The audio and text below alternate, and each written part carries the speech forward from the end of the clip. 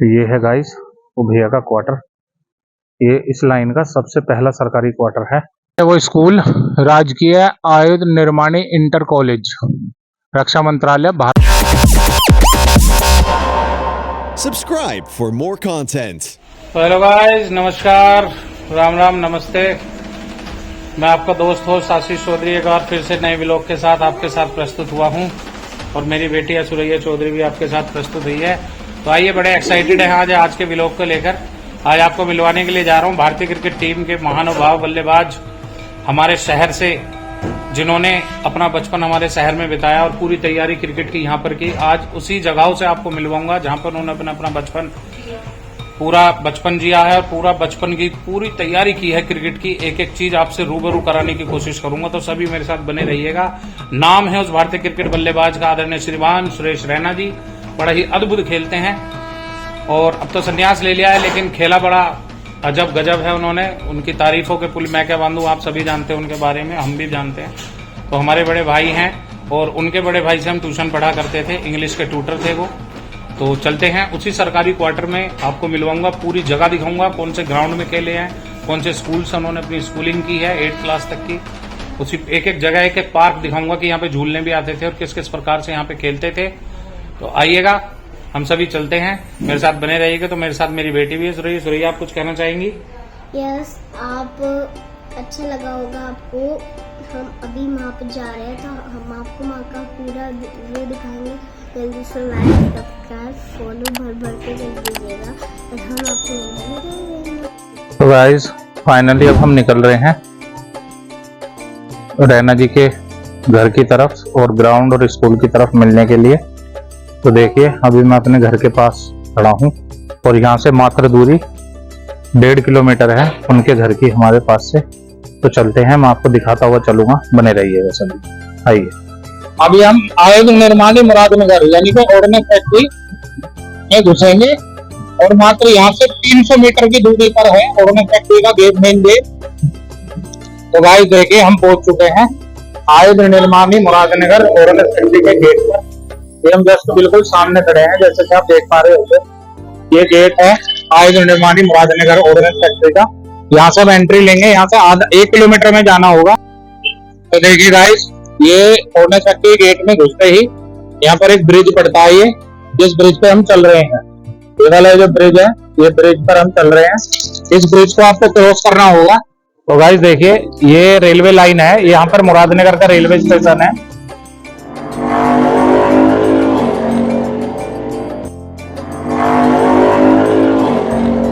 ये देखिए, ये सामने डाकघर है, ये जो है ये है डाकघर यहाँ का।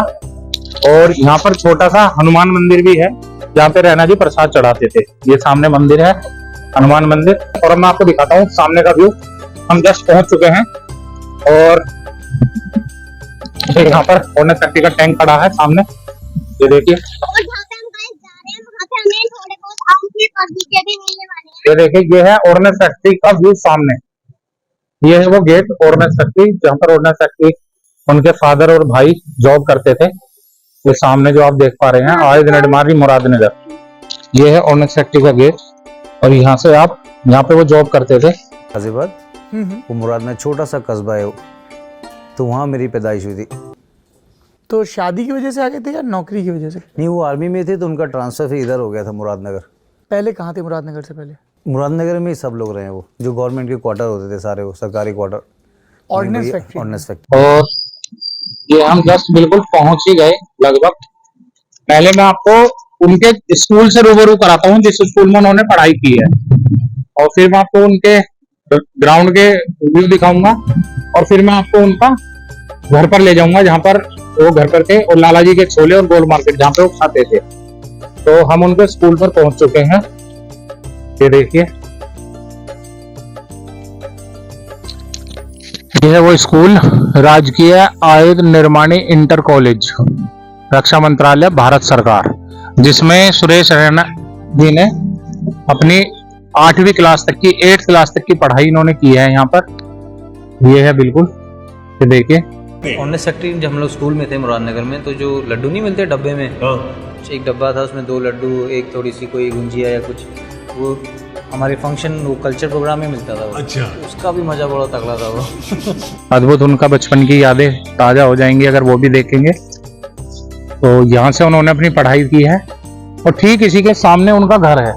मैं अभी घर भी जाऊंगा, बिल्कुल स्कूल के ठीक सामने उनका घर था और इसी के बिल्कुल बराबर में उनका ग्राउंड है जहाँ से उन्होंने अपनी क्रिकेट की शिक्षा दीक्षा अपने गुरुओं द्वारा ली गई है। और यहीं से वो पूरे दिन अपनी मेहनत करते थे, ग्राउंड में रहते थे और ग्राउंड से मेहनत करते हैं। तो अब मैं आपको ग्राउंड लेके चलता हूँ और दिखाता हूँ जो जहाँ पे उन्होंने पूरी प्रैक्टिस की है अपनी ग्राउंड की। ये तो था स्कूल उनका, तो मिलते हैं अभी ग्राउंड में। ये तो दीवार है उनके स्कूल की और ये दीवार है उनके ग्राउंड की, बिल्कुल बराबर में। तो ऐसा सुना है रैना जी यहाँ से पहले जालियां बहुत नीचे थी और उत्पात बहुत करते थे, तो वो क्रिकेट का इतना जुनून था उनके अंदर कि वो यहाँ से स्कूल की ये दीवार, पहले ये रेलिंग नहीं लगी हुई थी, तो ये रेलिंग यहाँ से दीवार फांद के और इधर की तरफ ग्राउंड में कूद जाते थे और पूरे दिन यहाँ पे ग्राउंड में प्रैक्टिस किया करते थे। ग्राउंड का व्यू दिखाता हूँ और ग्राउंड में अंदर चल के बात करने की कोशिश करूंगा किसी को। तो गाइस देखिए हम ग्राउंड पर पहुंच चुके हैं, वहां पर जहाँ पर रैना जी खेलते थे और उसी पिच पर हम पहुंच चुके हैं। यहाँ पर कुछ बच्चे, आज भी वही जुनून है आपके बच्चों में जो रैना जी के अंदर दिखाई देता था। तो रैना जी की तरह यहाँ पे बहुत सारे बच्चे आज भी क्रिकेट खेलते हैं, मैं आपको दिखाता हूँ। तो देखिए गाइस यहाँ पे बच्चे जो है क्रिकेट खेल रहे हैं और उसी प्रकार से यहाँ पे क्रिकेट खेला जाता है जैसे रैना जी के द्वारा उस टाइम पे रैना जी यहाँ पे गुरु क्लब चलता था, उस गुरु क्लब में खेलते थे, वीनस क्लब भी। तो यहाँ पर देखिए और कितनी भीड़ है आज भी बच्चों की यहाँ पर इसी ग्राउंड में।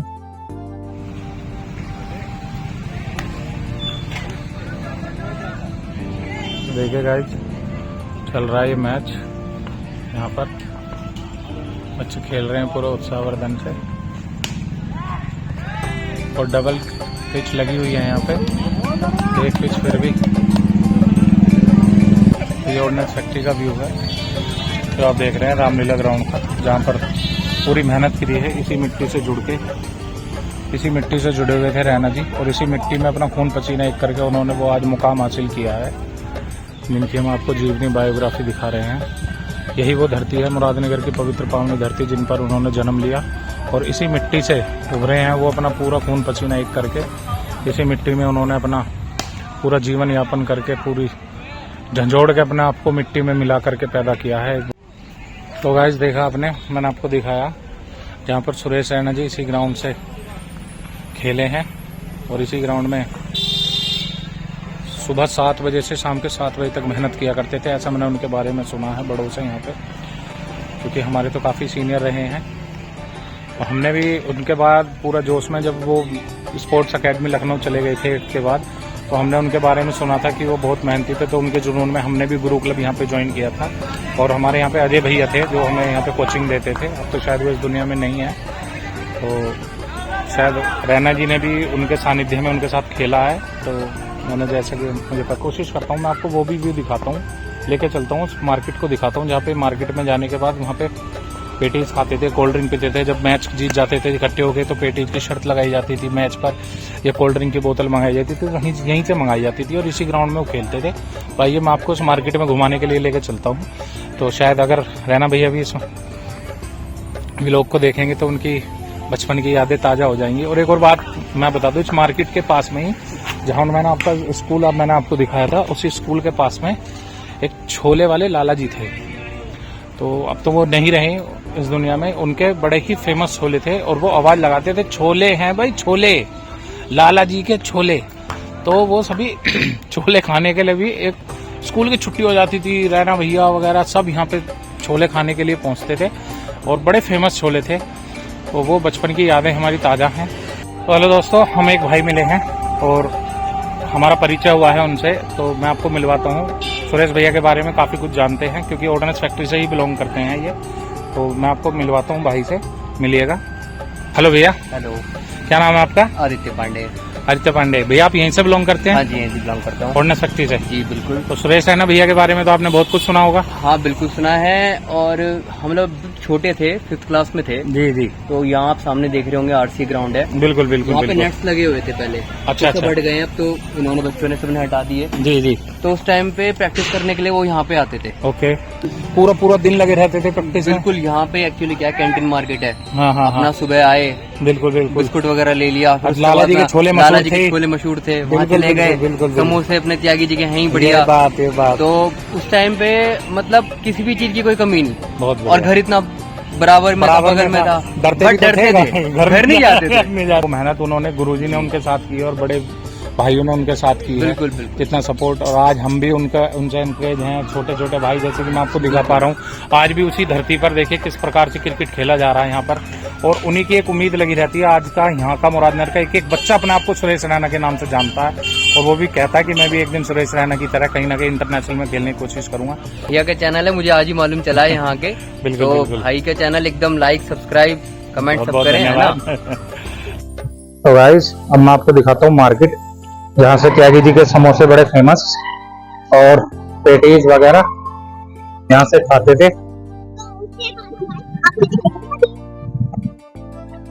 ये मार्केट जहाँ से समोसे खाते थे, यहाँ से वो समोसे खाते थे, और इधर पेटीज मिलती थी। ठीक है, तो गाइस अब हम चलते हैं उनके घर पर। मैं आपको उनका घर दिखाता हूँ, कहाँ पर वो पैदा हुए, कैसे कैसे वो बड़े हुए, घर का व्यू आपको दिखाते हैं, कैसे सरकारी क्वार्टर में उन्होंने अपना जीवन यापन करके और फर्श से अर्थ तक की उन्होंने सफर किया है। तो मिलते हैं छोटे से टिंग टोंग ब्रेक के बाद उनके घर पर। तो गाइस, हमें मोड़ दिखा है रैना भैया के घर पे जाते हुए। तो गाइस देखिए, हम पहुंचे हैं रैना भैया के घर के सामने। ये पार्क है, इसको बच्चा पार्क बोला जाता है यहाँ पे, और यहाँ पर बच्चे जो झूल रहे हैं, देखिए छोटे छोटे बच्चे। जब रैना भैया बहुत छोटे थे तो इसी पार्क में झूलने के लिए आते थे, और यहाँ पर आज भी उनकी याद में बहुत बच्चे झूलते हैं, क्योंकि अब वो मुरादनगर शहर में तो बहुत ही कम, ना के बराबर ही आते हैं, लेकिन बच्चों की सभी की जुबान पर, बड़ों की जुबान पर उनका नाम रहता है। तो गाइस फाइनली हम पहुंच चुके हैं रैना जी भैया के क्वार्टर पर, और जहाँ पे उनका जन्म हुआ था, यह वह जगह है। सरकारी लॉक लगा हुआ, अंदर तो हम जा नहीं सकते, लेकिन मैं बाहर से आपको पूरा व्यू दिखाता हूँ। और उनके आसपास के क्वार्टर जो है वो टूट भी चुके हैं, क्योंकि ये लाइन पुरानी हो गई है। यहाँ के आसपास के क्वार्टर सभी टूट चुके हैं। दिखाता हूँ मैं आपको उनका घर। तो ये है वो भैया क्वार्टर जहाँ पे हमारे रैना भैया ने जन्म लिया था, और उनके पिताजी यहीं पे इसी क्वार्टर में रहते थे। यहाँ से वो बड़े हुए, धीरे धीरे यहाँ पे पले बढ़े, और यहाँ पे अंदर रहते थे वो। क्योंकि दोस्तों अंदर तो हम जा नहीं सकते, लेकिन यहीं से बाहर से दिखा देता हूँ। तो यहाँ पर वो रहते थे भैया, और यहीं पे खेलते थे छोटे से।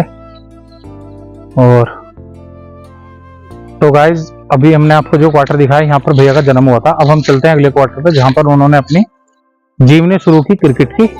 तो गाइज फाइनली हम पहुंच चुके हैं दूसरे वाले घर पर रैना भैया के, और जैसे कि हमें पता लगा था, उनके घर पर यहाँ पर आम का पेड़ भी है, और बड़े ही सुंदर सुंदर आम भी लगे हुए हैं। कोशिश करेंगे कि यहाँ के जो अभी स्थानीय लोग हैं उनसे रह रहे हैं, पहले उनसे परमिशन लेनी होगी हमें घर दिखाने की, क्योंकि हो सकता है वो परमिशन भी ना दें हमें यहाँ पर।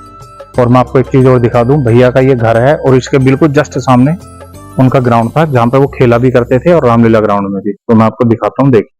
तो ये है गाइस वो भैया का क्वार्टर। ये इस लाइन का सबसे पहला सरकारी क्वार्टर है, ये देखिए यहाँ पर। और यहाँ पर उन्होंने अपना क्रिकेट जीवन स्टार्ट हुआ था उनका यहाँ से, ये देखिए। और ये यहाँ पर इनका अमरूद का पेड़ है भैया का, आज भी उनको याद होगा। ये आम का पेड़ है, देखिए, और आम लगे हुए हैं बहुत बढ़िया तरीके से, देखिए ऐसे आम लटके हुए हैं। तो यहाँ पर सुरेश भैया, गणेश भैया सभी आम खा खा के मस्त रहते थे एकदम, और जबरदस्त तंदुरुस्त रहते थे। तो ये यहाँ पर ट्यूशन पढ़ाते थे भैया इस जगह पर, और यहीं पर रैना भैया खेला करते थे। और ये सामने ये ग्राउंड है, घर के बिल्कुल ठीक सामने ही, ये क्रॉस करते ही नाली, यहाँ पे एक ग्राउंड है और इसी ग्राउंड में भैया खेला करते थे जबरदस्त। यहीं पे टूर्नामेंट होते थे और यहीं पे खेला करते थे। तो गाइस हम अंदर आ गए हैं। देखिए इस प्रकार से भैया का ये क्वार्टर था, यहाँ पर रहते थे और यहाँ पर सब्जी वगैरह भी बोते थे भैया। इसी प्रकार से हरी हरी सब्जियां खाते थे। ये यहाँ पर पूरा भैया ने छोटा सा जैसे बगीचा टाइप होता है ऐसे बनाया हुआ था और यहाँ पे भी बड़ी अच्छी हरियाली थी।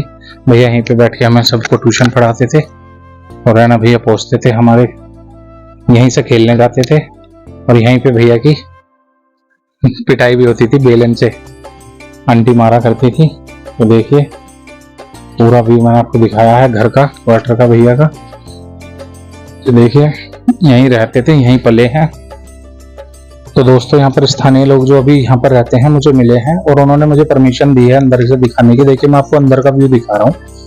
यहाँ पे इस प्रकार से अभी सब अपने हाउस डिजाइन कर लेते हैं अपने तरीके से, रहन सहन के तरीके से। तो यहाँ पर 3 रूम का जो भैया ने बताया यहाँ पे एच ये है।